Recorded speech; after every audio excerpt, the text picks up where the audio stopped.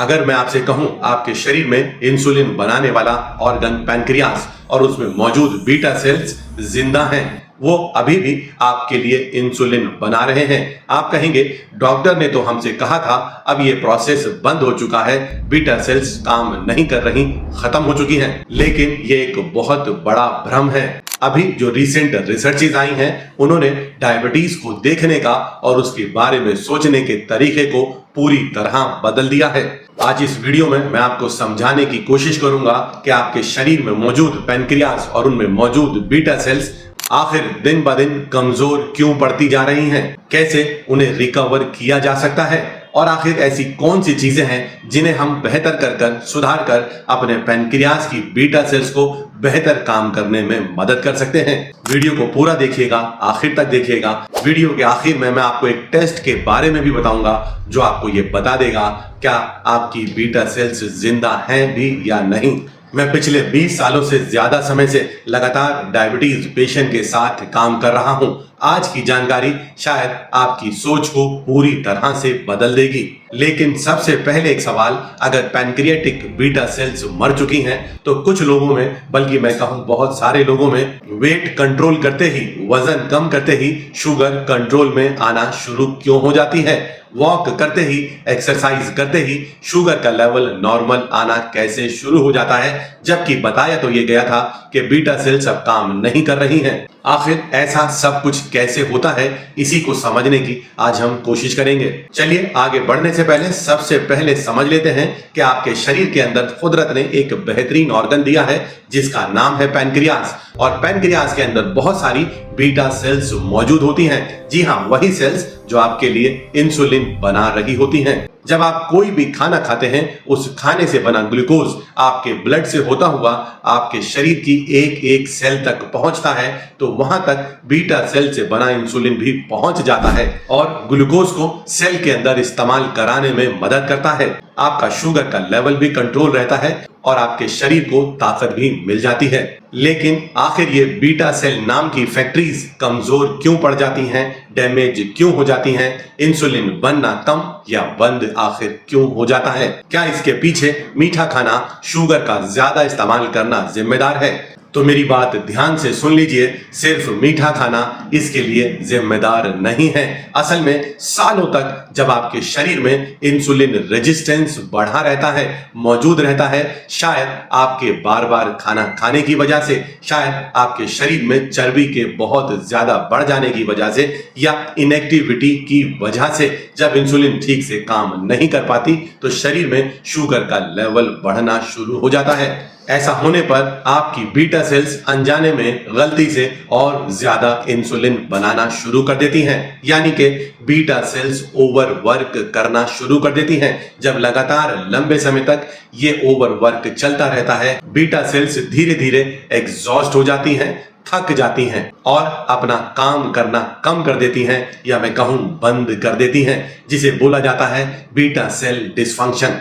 अगर आप भी पहली बार इतनी बारीकी से बीटा सेल्स के बारे में सुन रहे हैं, समझ रहे हैं, तो मुझे नीचे कमेंट में बीटा सेल लिखना बिल्कुल ना भूलें। चलिए अब रिसर्च की भी बात कर लेते हैं। पहले माना जाता था कि एक बार बीटा सेल्स एग्जॉस्ट हो गए, बीटा सेल्स डैमेज हो गए, बीटा सेल्स थक गए, या मैं कहूं बीटा सेल डिसफंक्शन हो गया, तो दोबारा से उन्हें ठीक करना संभव नहीं है। पर आज बहुत सारी ऐसी रिसर्च ये साबित कर रही हैं इसे किया जा सकता है।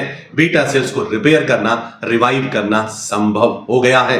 अगर आप सही समय पर, समय रहते बीटा सेल्स पर पड़ रहे अननेसेसरली लोड को कम कर देते हैं, तो आप बीटा सेल्स के फंक्शन को, काम करने की ताकत को समय रहते बचा सकते हैं, बेहतर भी कर सकते हैं। लेकिन आपके मन में भी ये सवाल चल रहा होगा, बीटा सेल्स के ऊपर से लोड को कैसे कम किया जाए? मेरी बात को थोड़ा ध्यान से सुन लीजिए। अगर किसी व्यक्ति के शरीर पर बहुत सारा वजन रख दिया जाए और फिर उसे काम करने के लिए कहा जाए, तो शायद आप समझते हैं कि उस व्यक्ति को काम करने में कितनी दिक्कत होगी। कुछ ऐसा ही जब आपके शरीर में फैट की मात्रा बढ़ने लगती है, चर्बी की मात्रा बढ़ने लगती है और खास तौर पर बीटा सेल्स के आसपास बहुत सारा फैट जमा हो जाता है, तो बीटा सेल्स को काम करने में बहुत दिक्कत आने लगती है।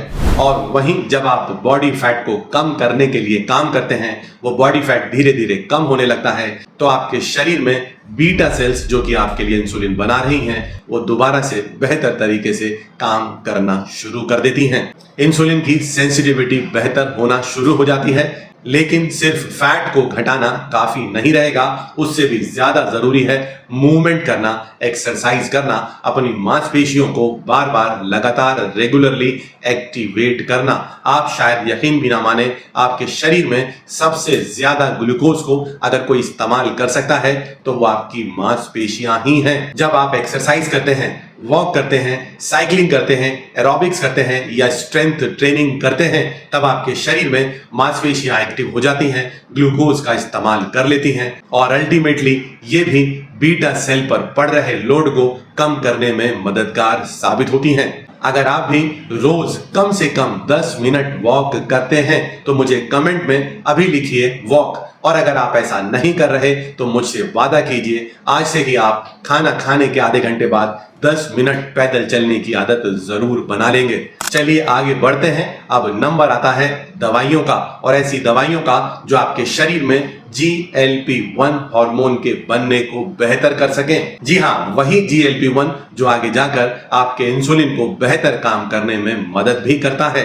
अगर आयुर्वेद के नजरिए से मैं आपको बताऊं तो आयुर्वेद में कुछ शानदार जड़ी बूटियां बताई गई हैं, कुछ ताकतवर हर्ब्स बताई गई हैं, जैसे कि दारू हल्दी, जिसे बोटानिकली बर्बेरिस अरिस्टाटा कहा जाता है, या फिर विजयसार, जिसे टीरोकार्पस मार्सुपियम के नाम से जाना जाता है। दुनिया भर की बहुत सारी रिसर्चेस ये साबित कर रही हैं बीटा सेल पर चल रहा ऑक्सीडेटिव डैमेज, ऑक्सीडेटिव ओवरलोड को कम करने में ये दोनों ही हर्ब्स बेहतरीन मददगार साबित होती हैं। इतना ही नहीं, ये दोनों ही हर्ब्स शुगर को घटाने में भी बेहद सिग्निफिकेंट रोल भी प्ले करती हैं। चलिए आगे मैं आपको एक ऐसा तरीका भी बता देता हूं जिसे इस्तेमाल करने के बाद, जिसे अडॉप्ट करने के बाद बिना दवाइयों का इस्तेमाल किए भी आप अपनी शुगर के लेवल को कंट्रोल में कर सकते हो, और उससे भी बड़ी बात, बीटा सेल्स पर पड़ रहे लोड को भी बेहद कम कर सकते हो, जिसे हम कहते हैं टाइम रेस्ट्रिक्टेड ईटिंग, या फिर दूसरे शब्दों में मैं कहूं तो इंटरमिटेंट फास्टिंग।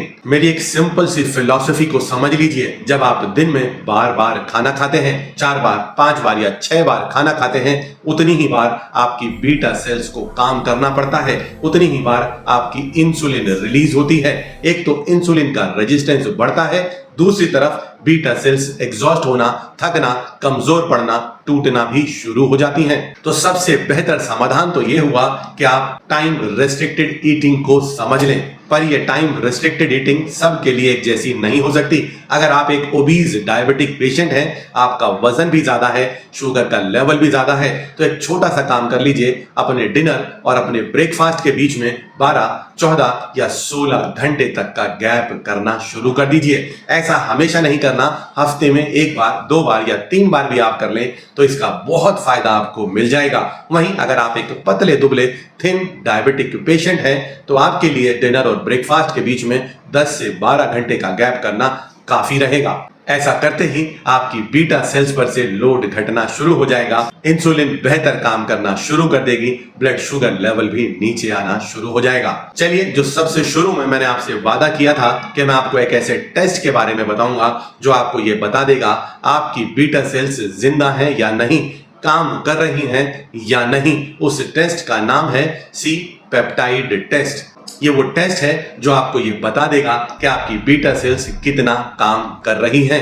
अगर आपने भी ये टेस्ट कराया है तो मुझे इसकी रिपोर्ट अभी कमेंट में जरूर लिख दीजिएगा, मैं आपको बता दूंगा आपकी बीटा सेल्स कितना काम कर रही हैं। और अगर नहीं कराया है तो इसे आप अभी करा भी सकते हैं। तो आज मैं आपको कुल मिलाकर इस वीडियो से ये समझाने की कोशिश कर रहा हूं कि डायबिटीज के अंदर बीटा सेल्स मरी नहीं है, बीटा सेल्स डिसफंक्शन भी मौजूद हो सकता है।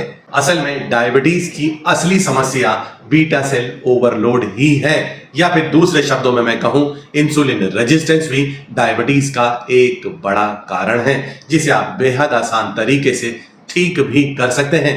पर जरूरत है सही समय पर जाग जाने की, सही समय पर अलर्ट हो जाने की, सही डाइट को फॉलो करने की, सही मात्रा में प्रोटीन को अपने खाने में शामिल करने की, लगातार नियमित रूप से वॉक और एक्सरसाइज करने की, अपने पेट पर जमा हुई फालतू की चर्बी को हटाने की और सबसे बड़ा टाइम रेस्ट्रिक्टेड ईटिंग पैटर्न को समझने की, और साथ ही रात में बेहतरीन नींद लेने की आदत भी आज से बना लीजिए। अगर आप इतना सब कर पाएंगे तो आप डेफिनेटली पैनक्रियाज में मौजूद बीटा सेल्स का बोझ कम कर पाएंगे, ओवरलोड कम कर पाएंगे, बीटा सेल डिसफंक्शन खत्म होने लगेगा, बीटा सेल्स बेहतरीन तरीके से काम करने लगेंगी, इंसुलिन आपके लिए बेहतरीन तरीके से काम करना शुरू कर देगी। मेरी बात याद रखिए, डायबिटीज सिर्फ बढ़ी हुई शुगर नहीं है।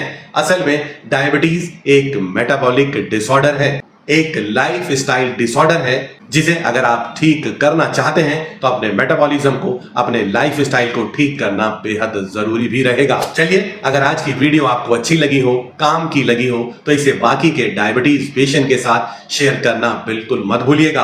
और अगर अभी तक आपने अपने इस फेवरेट चैनल नेचर सेहत को सब्सक्राइब नहीं किया है तो अभी कर लें। और अगर आपको लगता है कि आपके डायबिटीज से बाहर आने के सफर में मैं आपकी थोड़ी सी भी मदद कर सकता हूं तो नीचे कमेंट में स्टेबल ग्लूकोज लिखना बिल्कुल ना भूलें।